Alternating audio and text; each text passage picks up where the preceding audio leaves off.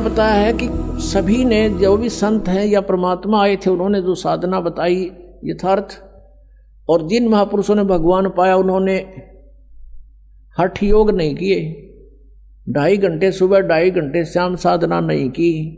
उन्होंने तो चलते फिरते उठते बैठते अपना कर्तव्य कर्म करते करते परमात्मा की भक्ति का विधान बताया, जो सभी सदग्रंथ और संत इसी को प्रमाणित करते हैं। तो इसलिए परमात्मा ने स्वयं आकर के ऐसा जीवन जी कर दिखाया कि ऐसे रहोगे तो मैं तुम्हारे साथ होऊंगा। और भगवान साथ हो गया तो फिर क्या नहीं कर सकता। अब परमात्मा हमारे साथ होगा।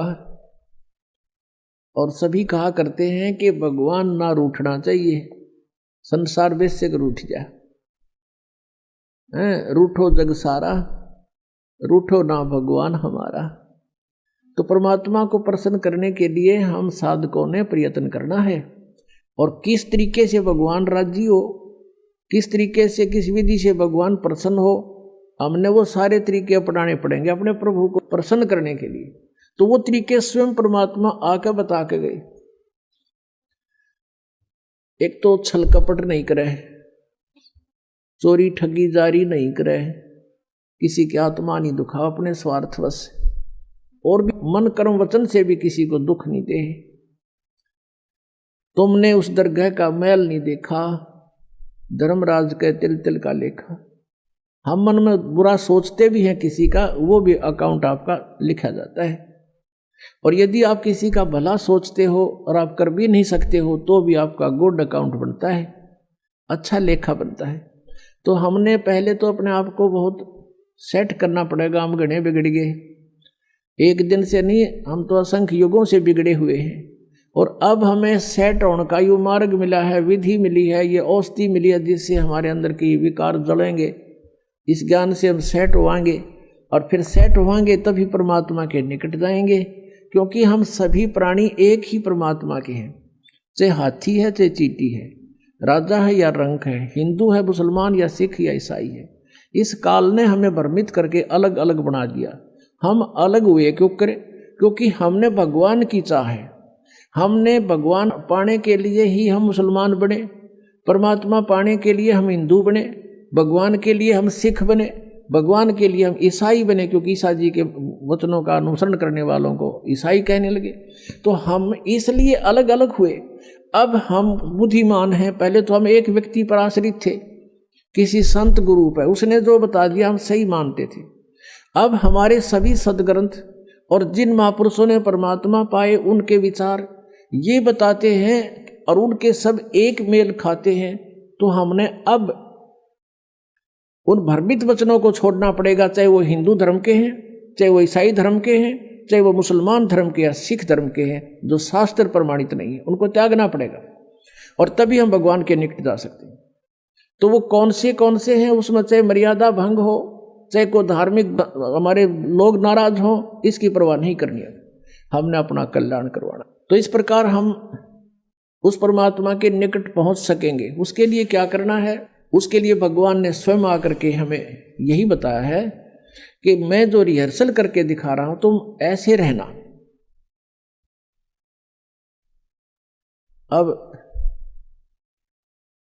परमात्मा ने क्या क्या लीलाएं की।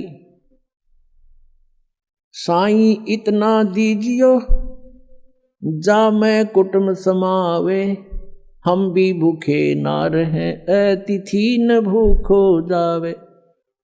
यानी जो भक्ति हम करते थे, जो साधना हम करते थे, कि किसी ने भी कैसे ही बता दिया हम उसी तरह करने को तैयार हो जाते थे।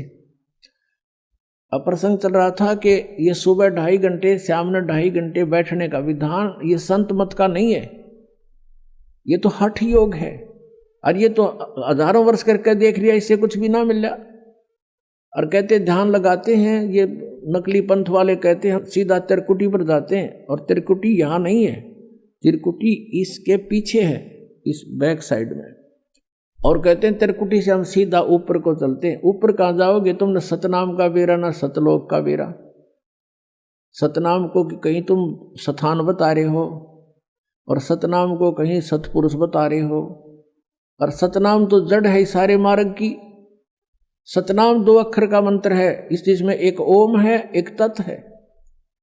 तत्व सांकेतिक ये दास बताएगा। तो जिनको सतनाम प्राप्त है 2 अक्षर का, वो श्वास उश्वास से उसका सिमरण है, तो वो सतनाम है। इनको सतनाम कहना, मेरा नाम दे। ये 5 ओंकार रंकार ज्योति निरंजन, ये तीनों काल के सर्व में, और सोहम और सतनाम। यहाँ सतनाम नाम बता रहे, वहाँ इनकी जो एक पुस्तक है ये वार्तिक, इनकी जो उसके अंदर लिखा है कि वो सतनाम 4था लोक है, 4था मंजिल है, और फिर वही सार शब्द है, वही सार नाम है सतनाम ही। और सतनाम ही सचखंड सतलोक है, सतनाम ही सतपुरुष है।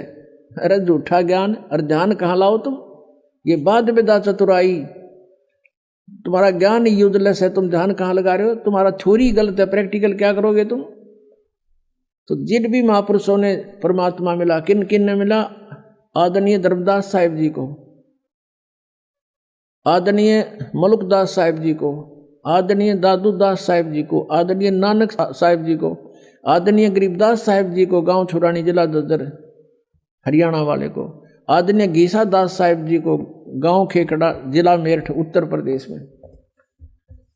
इन महापुरुषों ने परमात्मा पाया, और उन्होंने उनकी साधना देख लो उन्होंने कैसी की।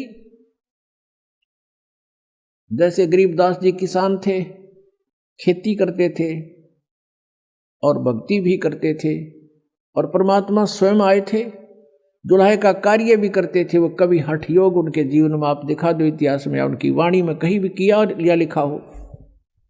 ऐसे ही आदरणीय नानक साहिब जी इस खेती करते थे, पहले तो नौकरी करते थे, वो नौकरी भी त्याग दी। जो भगवान से परिचित हुए, सचखंड जाकर वापस आए, वहाँ देखा भगवान को, सतपुरुष को, कबीर साहिब को, वापस आते ही सब नौकरी भी त्याग दी, और 12 वर्ष तक परमात्मा का प्रचार किया इधर उधर घूम फिर के।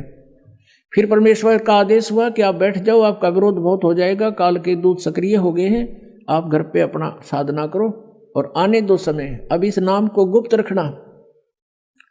नानक साहिब जी को कह दिया गया था कि इस सतनाम को, ये 2 अक्षर का जो मंत्र है, ओम और दूसरा तत्, इन दोनों का जाप स्वयं नानक साहिब जी करते थे, लेकिन आगे किसी को ये नाम प्रदान नहीं किया और ना ही इस नाम का जाप करने का आदेश दिया, क्योंकि परमात्मा का आदेश था।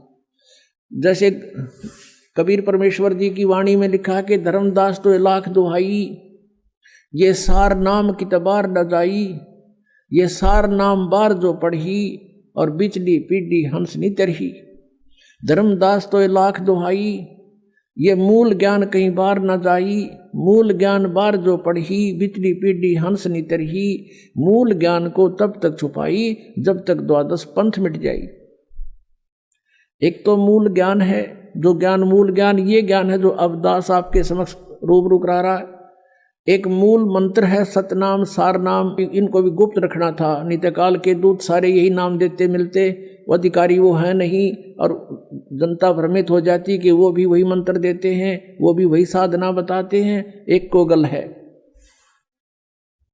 अब वो एक कोगल भी ना छोड़ी, परमात्मा ने सीधा बख्शी। वो उआ बाई बकते हैं, एंड वेंड के नाम देते हैं, और 5 नाम काल के जानो, तब दानी मन शंका आनो। 5 काल आप पे हैं, जिसको ये तुलसीदास हाथरस वाले को ये मानते हैं कि इन्हीं की कुछ प्रेरणा पा करके तो इस शिवदयाल जी जो थे इनके परम धनी, उन्होंने प्रेरणा पा करके साधना शुरू की थी, लेकिन उनका गुरु नहीं बताते वो। तो वो 500 नामों को काल का बताते हैं, ये 5 नाम पर गाटा जोड़ रहे, तो ये कहाँ जाएंगे? ये सीधे काल